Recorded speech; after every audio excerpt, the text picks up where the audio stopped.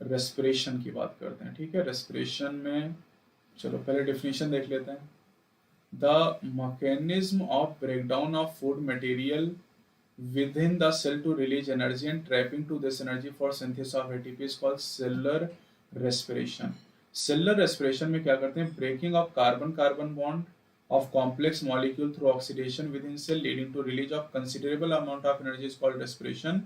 और जिन कंपाउंड का ऑक्सीडेशन होता है उन्हें रेस्पिरेटरी सबस्ट्रेट का नाम दिया जाता है। यूजुअली कार्बोहाइड्रेट ऑक्सीडाइज किया जाता है, लेकिन प्रोटीन, फैट और ऑर्गेनिक एसिड भी रेस्पिरेटरी सबस्ट्रेट हो सकते हैं कुछ प्लांट में स्पेशल कंडीशन के अंदर। एटीपी की अगर हम बात करें तो इसे energy currency of the cell के नाम से जाना जाता है। प्लांट ब्रीथ करते नहीं करते कभी नहीं पूछा जाता है। Complete combustion of glucose, glucose के कंप्लीट कंबशन की एक इक्वेशन आपको दी गई है। अब आगे बढ़ते हैं।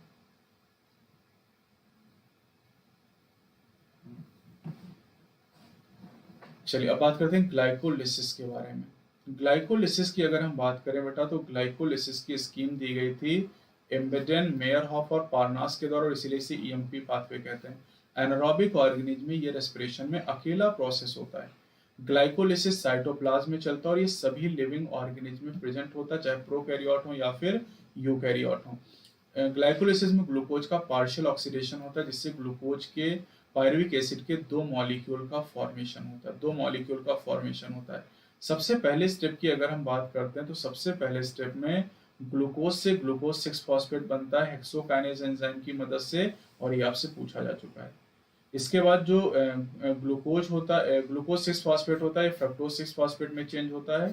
Fructose 6 phosphate fructose 1,6 bis phosphate में चेंज होता है। एटीपी दो जगह खर्च होती है, ग्लूकोज से ग्लूकोज 6 फॉस्फेट बनने में और फ्रक्टोज 6 फॉस्फेट से फ्रक्टोज 1 बिस फॉस्फेट बनने में। एनएडीएच कहां पर बनता है, ग्लिसरॉल्डिहाइड 3 फॉस्फेट से 1,3 डाइफॉस्फोग्लिसरिक एसिड में। एटीपी दो जगह बनती है, 1,3 बिस फॉस्फोग्लिसरिक एसिड से 3 फॉस्फोग्लिसरिक एसिड और 2 फॉस्फोग्लिसरिक एसिड से फास्फोइनॉल पायरुवेट से पायरुविक एसिड के बीच में एटीपी बनती है। 2 फास्फोग्लिसरेट से फास्फोइनॉल पायरुवेट के बीच में वाटर मॉलिक्यूल रिलीज होता है। तो यही सारी बातें यहाँ पर लैंग्वेज में आपको लिख के दी गई। तो 2 एटीपी का नेट गेन यहाँ पर होता है अगर हम ग्लाइकोलिसिस की बात करते हैं। अब ग्लाइकोलिसिस में जो पायरुविक एसिड बना है, पायरुविक एसिड का क्या होगा, pyruvic acid lactic acid fermentation में जा सकता है, एल्कोहलिक फर्मेंटेशन में जा सकता है, या एरोबिक रेस्पिरेशन में जाएगा। फर्मेंटेशन एनारोबिक कंडीशन में होता है कई सारे प्रोकैरियोट में, यूनिसेलुलर यूकैरियोट में, और कंप्लीट ऑक्सीडेशन के लिए क्रेब साइकिल चलती है एरोबिक रेस्पिरेशन में। इसके लिए ऑक्सीजन की सप्लाई की जरूरत भी पड़ती है। फर्मेंटेशन की बात करें तो ईस्ट में जो इनकम्प्लीट ऑक्सीडेशन ग्लूकोज का होता है एनारोबिक कंडीशन में, इसमें पायरुविक एसिड CO2 और इथेनॉल में कन्वर्ट होता है। यहाँ पर एंजाइम पायरुविक एसिड डीकार्बोक्सिलेज और अल्कोहल डिहाइड्रोजिनेज का एंजाइम होता है। एनिमल सेल में जैसे मसल के अंदर एक्सरसाइज के दौरान जब ऑक्सीजन की कमी होती है तो लैक्टिक एसिड का फॉर्मेशन होता है लैक्टेट डिहाइड्रोजिनेज के द्वारा। अब ये जो लैक्टिक एसिड और अल्कोहलिक फर्मेंटेशन होता है, इसमें केवल कितनी एनर्जी रिलीज होती है, लेस देन 7% एनर्जी यहाँ पर रिलीज होती है। देखिए लिखा है less than 7% energy in glucose is released. और साथ ही साथ ये जो कंपाउंड होते हैं ये नुकसानदायक भी होते हैं। ईस्ट के लिए ग्लूकोज एल्कोहल है वो पॉइजन का काम करेगा अगर 13% से ज्यादा कंसेंट्रेशन इसका हो जाता है। अब बात करते हैं एरोबिक रेस्पिरेशन के बारे में। एरोबिक रेस्पिरेशन की अगर हम बात करते हैं बेटा तो एरोबिक रेस्पिरेशन कहाँ पर होगा, माइटोकॉन्ड्रिया में होगा। और माइटोकॉन्ड्रिया में एरोबिक रेस्पिरेशन के लिए जो पायरुविक एसिड बना इसको ट्रांसपोर्ट करके साइटोप्लाज्म से माइटोकॉन्ड्रिया में लेके आएंगे, और माइटोकॉन्ड्रिया में लाने के बाद जो पायरुविक एसिड है पायरुवेट डिहाइड्रोजिनेज एंजाइम इसको एसिटाइल कोएंजाइम ए में चेंज करेगा। इसके लिए कोएंजाइम NAD और मैग्नीशियम आयन की जरूरत होती है। अब जो एसिटाइल कोएंजाइम ए है ये साइक्लिक पाथवे में एंटर करता है जिसे ट्राई कार्बोक्सिलिक एसिड साइकिल या क्रेब साइकिल का नाम दिया जाता है। तो ट्राई कार्बोक्सिलिक एसिड साइकिल की अगर हम बात करें तो इसकी शुरुआत होती है ऑक्जेलो एसिटिक एसिड और एसिटाइल कोएंजाइम ए रिएक्शन करके सिट्रिक एसिड बनाते हैं।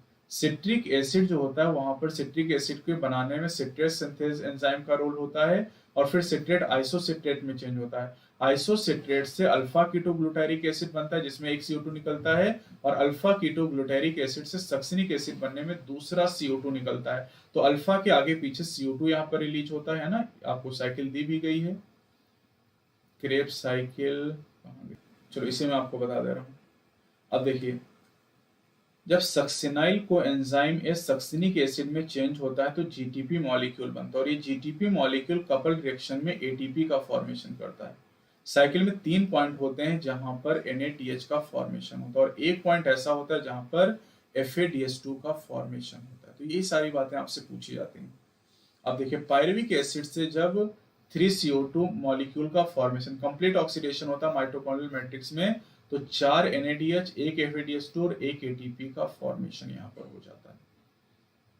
अब ETS की बात करते हैं।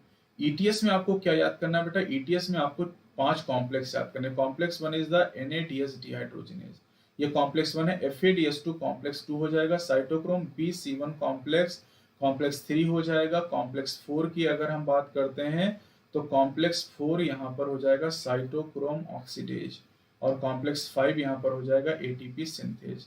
अब खास बात यहाँ पर क्या याद करनी है कि अगर NADH मॉलिक्यूल इलेक्ट्रॉन डोनर का काम करेगा तो इससे 3 ATP मॉलिक्यूल बनेंगे, और FADH2 मॉलिक्यूल से 2 ATP का फॉर्मेशन होगा। और इसका रीजन भी आपको बताया जा सकता है। इसका रीजन ये है कि जब 2 प्रोटॉन पास होते हैं इंटर मेम्ब्रेन स्पेस से मैट्रिक्स की तरफ, तब एक ATP का फॉर्मेशन होता है। एक ATP का फॉर्मेशन जब 2 प्रोटॉन, देखिए प्रोटॉन का एक्युमुलेशन इंटर मेम्ब्रेन स्पेस में होता है, इंटर मेम्ब्रेन स्पेस में होता है, और इंटर मेम्ब्रेन स्पेस से जब मैट्रिक्स की तरफ 2 प्रोटॉन जाते हैं तो अब एक ATP का फॉर्मेशन होता है। इसका मतलब एक NADH की अगर हम बात करते हैं तो एक NADH से 6 प्रोटॉन का एक्युमुलेशन होता है। एक NADH से 6 प्रोटॉन का एक्युमुलेशन होता है, और 6 प्रोटॉन एक्युमुलेट होंगे तब 3 ATP बनेंगे। और एक FADH2 की अगर हम बात करते हैं तो इससे 4 प्रोटॉन का एक्युमुलेशन होगा, और 4 प्रोटॉन एक्युमुलेट होंगे तो 2 ATP का प्रोडक्शन होगा। ये समरी मैं आपको बता दे रहा हूँ, ठीक है। रेस्पिरेटरी बैलेंस शीट की अगर हम बात करते हैं तो एरोबिक रेस्पिरेशन में 38 मॉलिक्यूल ATP के बनते हैं, और अगर हम फर्मेंटेशन की बात करें तो फर्मेंटेशन में केवल 2 मॉलिक्यूल ATP के बनते हैं। यहाँ पर केवल 2 मॉलिक्यूल ATP के बनते हैं। फर्मेंटेशन में पार्शियल ब्रेकडाउन होता है, एरोबिक रेस्पिरेशन में कंप्लीट ब्रेकडाउन होता है। NADH NAD में ऑक्सीडाइज होता है फर्मेंटेशन में स्लोली, लेकिन विग्रस रिएक्शन एरोबिक रेस्पिरेशन में प्रेजेंट होती है। अब अगर हम बात करते हैं बेटा, यहाँ पर अगर हम कार्बोहाइड्रेट की बात करते हैं, अगर कार्बोहाइड्रेट रेस्पिरेटरी सबस्ट्रेट है तो पहले ये ग्लूकोज में कन्वर्ट होगा। अगर हम बात करते हैं फैट के बारे में, फैट अगर रेस्पिरेटरी सबस्ट्रेट है तो इन्हें फैटी एसिड और ग्लिसरॉल में पहले तोड़ा जाएगा। फैटी एसिड एंटर करेंगे एसिटाइल कोएंजाइम ए पे, और ग्लिसरॉल एंटर करेगा PGAL के लेवल पे। प्रोटीन को पहले अमीनो एसिड में तोड़ा जाएगा, और अमीनो एसिड में तोड़ने के बाद ये क्रेब्स साइकिल पे एंटर कर सकते हैं पायरुविक एसिड के लेवल पर, या एसिटाइल कोएंजाइम ए के लेवल पे एंटर कर सकते हैं। अब जो रेस्पिरेटरी पाथवे, इसको पहले हम कैटाबोलिक पाथवे मानते थे, लेकिन अब इसको एम्फीबोलिक पाथवे के नाम से जाना जाता है। This is एम्फीबोलिक pathway. Respiratory pathway is an एम्फीबोलिक pathway. यहाँ पर वही चीज आपको बताई गई जो लैंग्वेज में लिखी हुई। आरक्यू की अगर हम बात करें तो आरक्यू होता है volume of CO2 evolve upon volume of oxygen consumed, और आरक्यू की जो वैल्यू होती है टाइप ऑफ रेस्पिरेटरी सबस्ट्रेट पर डिपेंड करती है। कार्बोहाइड्रेट के लिए आरक्यू की वैल्यू 1 होती है, फैट के लिए 0.7 होती है, जैसे यहाँ पर आपको दिखाई गई फैट के लिए 0.7। ट्राइपॉमिटिन का फॉर्मूला भी याद रखिएगा, C51H98 और O6, और अगर प्रोटीन है तो उसके लिए 0.9 हो जाती है। रेस्पिरेटरी सबस्ट्रेट एक से ज्यादा हो सकते हैं, प्योर प्रोटीन और प्योर फैट कभी भी रेस्पिरेटरी सबस्ट्रेट नहीं हो सकते।